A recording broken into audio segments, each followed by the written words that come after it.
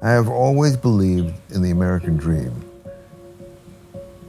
Since I started my company over 50 years ago, I considered it our greatest responsibility to understand, be inspired by, and aspire to the dreams of all those who call this country home.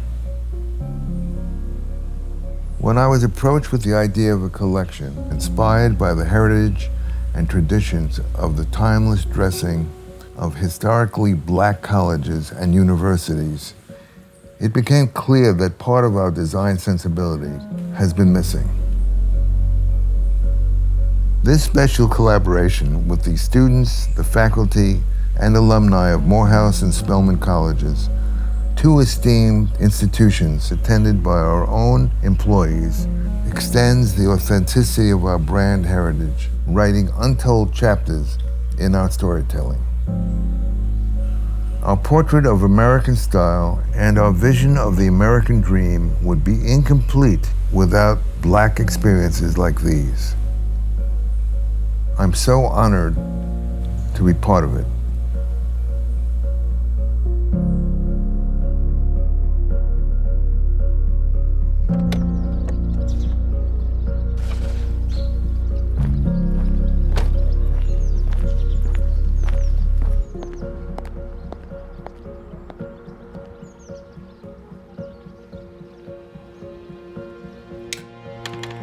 The significance of the Black aesthetic at HBCUs from the 20s, 30s, 40s, and 50s has a lot to do with self-determination, which is one of the main reasons that so many of us choose to attend HBCUs and to educate our children at HBCUs.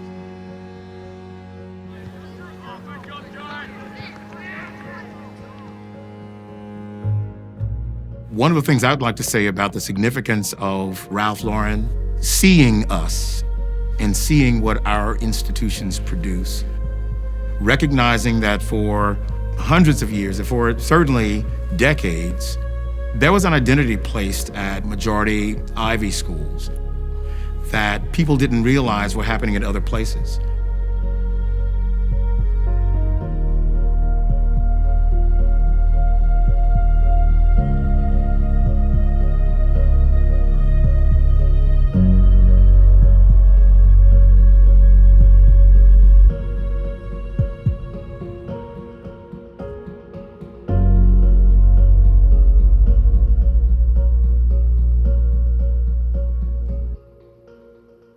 Howard Thurman, who arrived as a freshman in 1919, said that when he went to chapel for the first time, Dr. Hope was the speaker.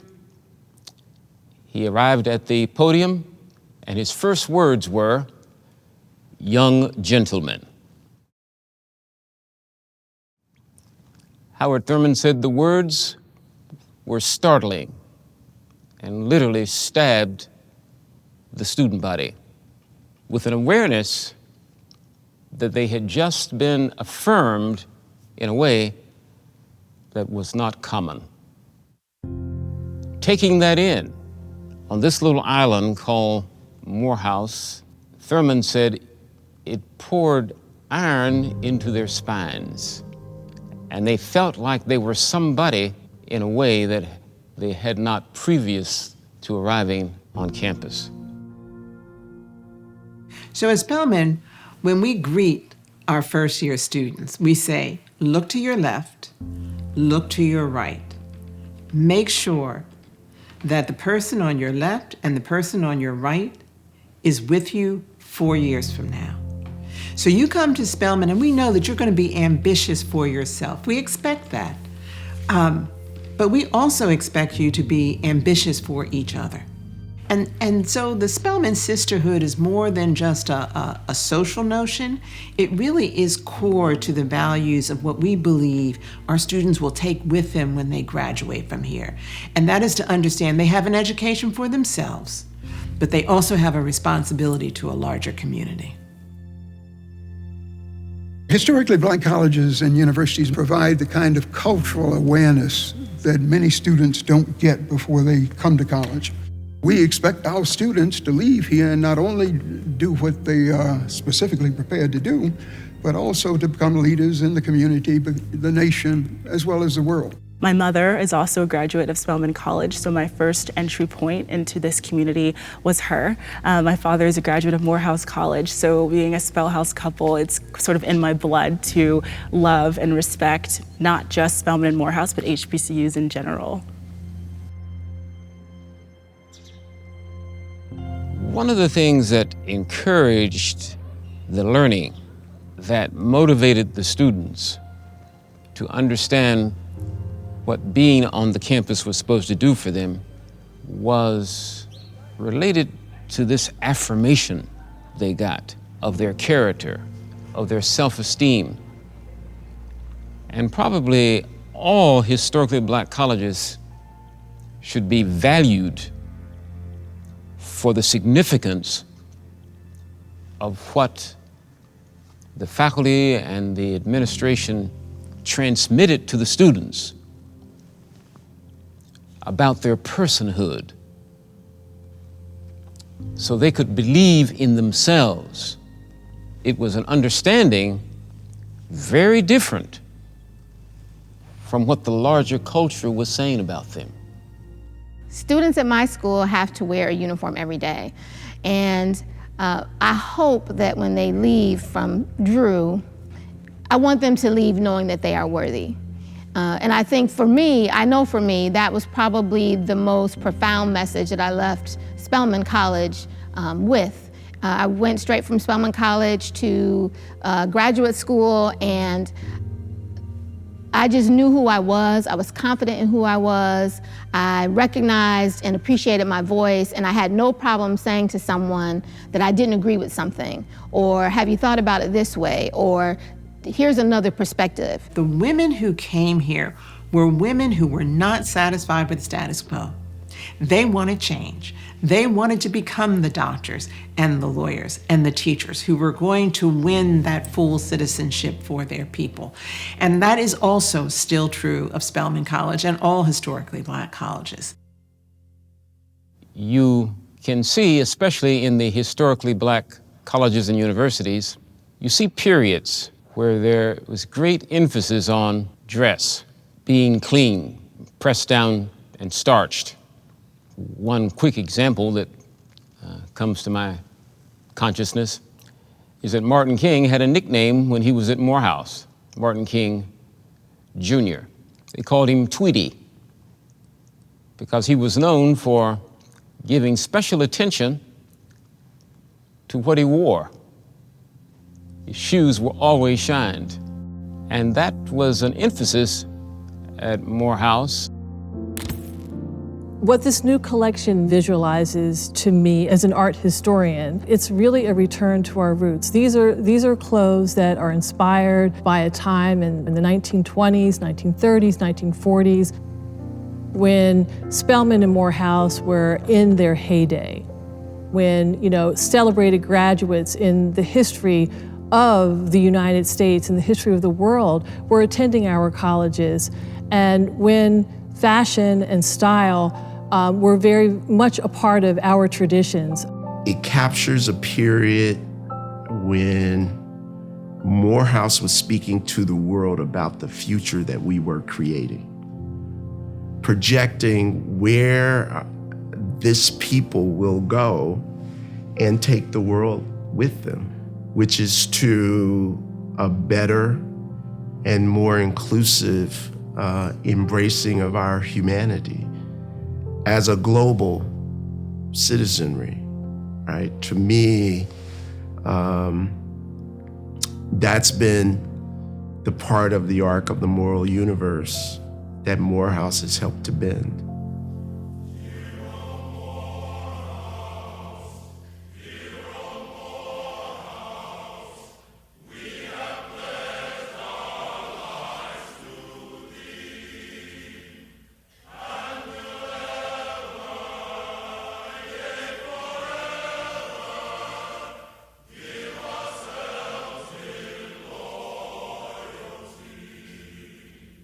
The five wells emerged as the explanation of a larger definition of the Morehouse man for me.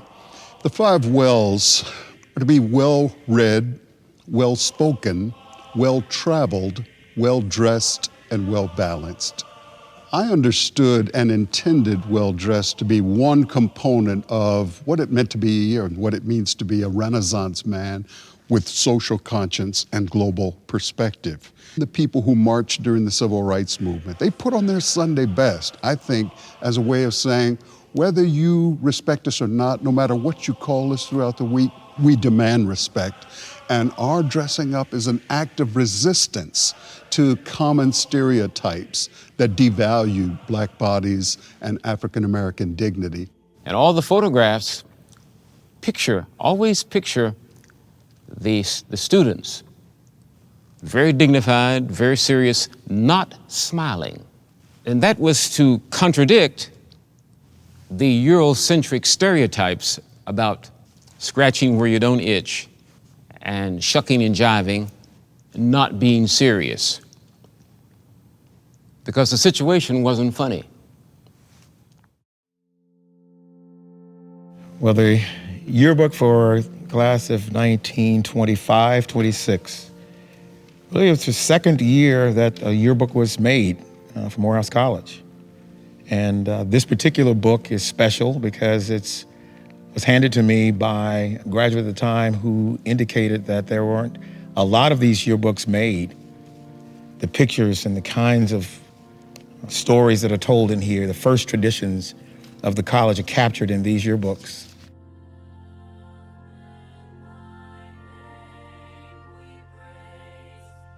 The first picture I saw was my Spelman sisters sitting on the steps of Sisters Chapel, and it just brought back memories of Founders Day, where we got a convocation and just going inside of Sisters Chapel each time. You just get just a feeling of just sisterhood, being at home. And looking at it, it's amazing. I mean, to see, in many respects, yourself, you know, to see yourself as a student, to see yourself as a faculty member, to see yourself as, you know, intimately connected to the Black diaspora is just, you know, it just fills you up. So it's special. They need to keep this under lock and key for guys like me. Seeing all these beautiful Black women in their white, which is a tradition that has continued forward to today. Being a Spelman College student, I remember being a first year, being inducted into this community and being asked to wear a white dress. So as I'm looking through, I love to see that the tradition is carrying forward today, but we're still hearkening back to what the founders of Spelman College had in mind and what the women who were first admitted into our school were wearing and feeling most beautiful in. I love the days when we wear the white attire. You know, it started as a very practical tradition because white cotton was the simplest fabric to be able to produce and to make objects fun. You didn't have to dye it because dyeing was another process and dyeing was more expensive. So it was a simple, straightforward way to create something that was elegant and lovely. By the 20s and 30s, it had become a tradition, and it became synonymous with this sense of respectability and polish, which was very much a part of the aesthetics of historically Black colleges and universities. Nowadays, I like to think of white attire, and it's called attire. So it means not only dresses, but also pants and pantsuits. I think of it as a symbol of solidarity, that we're all going to dress in a way that expresses to the world that we are sisters, we are connected. We do have this responsibility for each other. And so it's really one of my favorite traditions, because when I see the Spelman students arrayed in their white attire, they all look so gloriously radiant. This is really a remarkable text that emerged at a time of African American aspiration, and what I see are photographs of leaders, of future leaders of the community and of the nation. And it's really just remarkable. I mean, the organizations, the fraternities, other social groups. And it's also striking to me, this occurred at a time when the Harlem Renaissance was unfolding, when some of the most brilliant writers and thinkers and scientists and poets were on the scene. And the young people captured here are really aspiring to walk in those footsteps. And so they have a certain presentation of self that is just inspiring as I look at this and as I think about all the remarkable things happening at Morehouse College during those years, and indeed in all HBCUs. So I am humbled, I am inspired, and really hopeful for the future as I think about how far we've come and the achievements of the young people depicted here. So I'm allowed to open this right now. Go back and say this. Wow. No, I'm genuinely just shocked. This is truly amazing. And the fact that this is from 1925, which the history that must be encompassed in this book is just unreal. And I'm extremely honored to be allowed to even touch it. So thank you. I'm definitely glad I chose this school. A little overwhelmed. I mean, 1925 is a very long time ago, and just to think how far we've come as a school and as a people since 1925. I mean, in 1925, we couldn't vote. And today, in my lifetime, I've seen a Black president be elected and reelected, and then a woman vice president who also went to an HBCU. It's truly amazing. And when I look at this notion of a politics of respectability that Evelyn Brooks Higginbotham coined in her seminal study, when I look at the notion of clothing and how style and fashion really matters here at the Atlanta University Center, I think some of it begins with a figure like W.B. Du Bois, whom we know starts teaching at Atlanta University right around the turn of the 20th century. And it's he who, by 1900, proposes an exhibition, A Small Nation of People, for the Paris Exposition. And this exhibition includes a number of photographs that he commissioned of a man named Thomas Askew, who was a Georgia-based photographer. Beautiful portraits of African Americans from Georgia, very, very finely dressed. I believe there's a great value in Ralph Lauren doing an expose of the creative aesthetic of Spelman and Morehouse, particularly with regard to attire. So as I was watching the men being staged for a scene,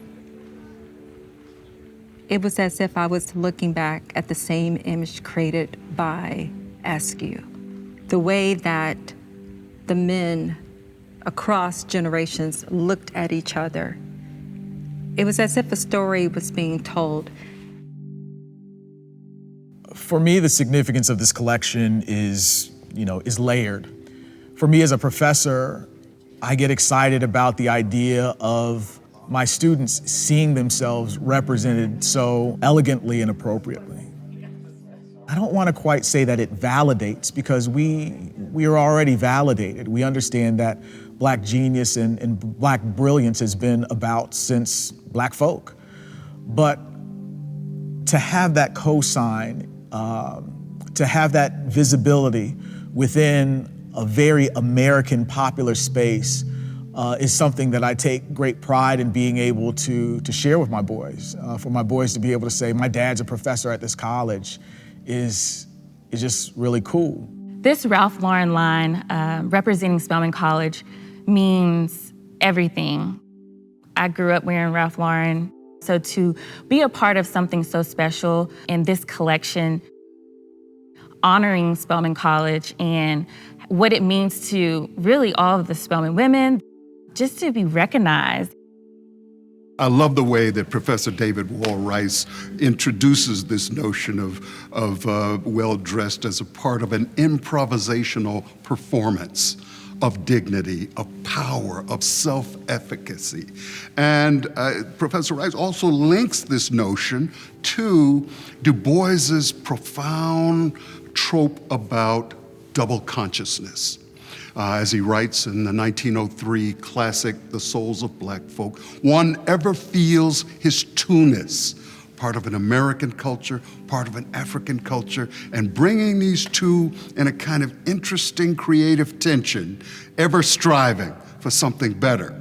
It was powerful in that moment to be in Sale Hall, understanding that that hall was built in 1910. Sitting at that desk, you could feel the power of a Brazil saying, young man, you are ready to take on this.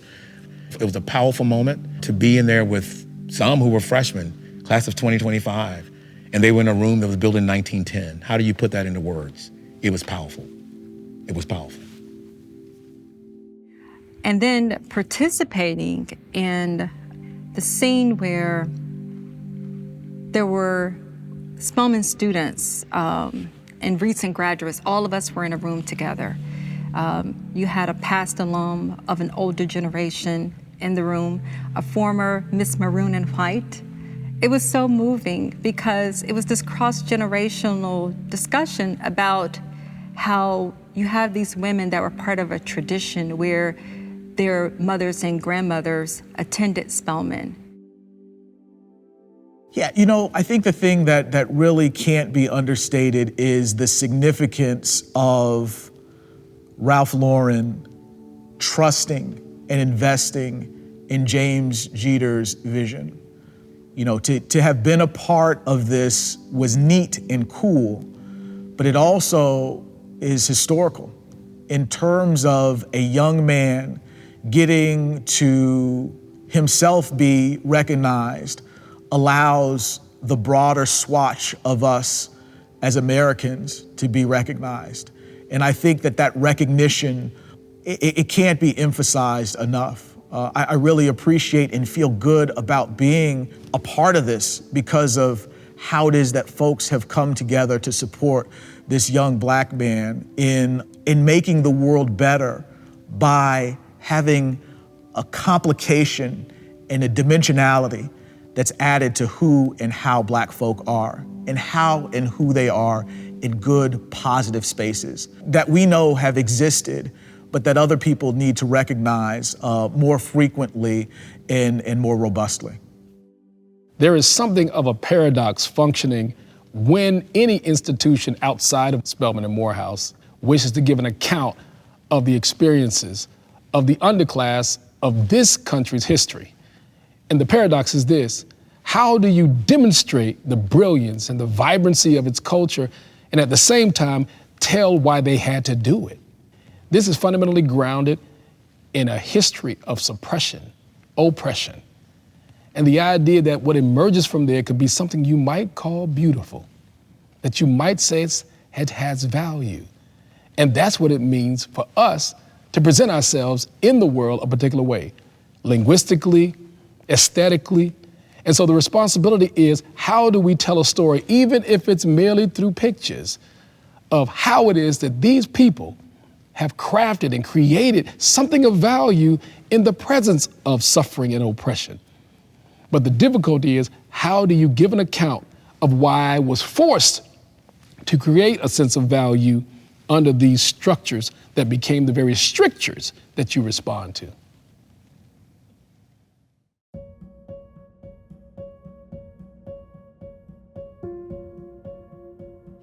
You know, the reason historically Black colleges and universities came into existence in the first place is that we had 4 million emancipated slaves who had to be educated, who were forming into their families, building their communities, becoming citizens of this country for the first time, full citizens.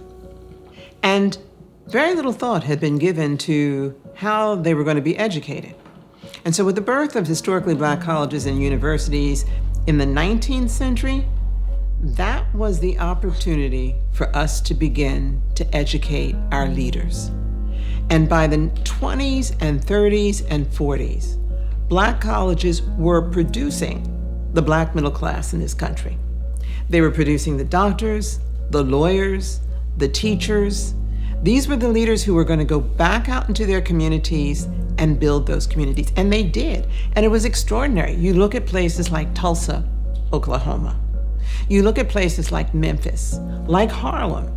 like Chicago. I mean, all these urban centers during the Great Migration benefited because of the talent that was coming out of Black colleges and universities, and also creating the kind of leadership that would become so politically essential for us to ultimately win all the rights that we deserved as citizens.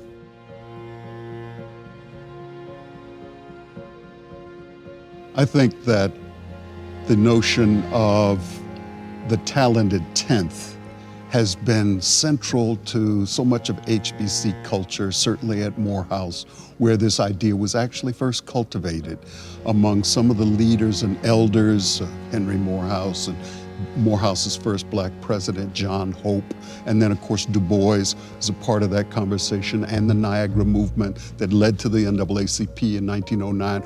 All of them were thinking of how do we cultivate a tiny set of committed leaders who can then go out to inspire others, to make others in their image, and to expand the power of our unity. The talented 10th was not just about celebrating the best and brightest. That's a kind of elite notion rooted in Enlightenment and much of Eurocentric higher education.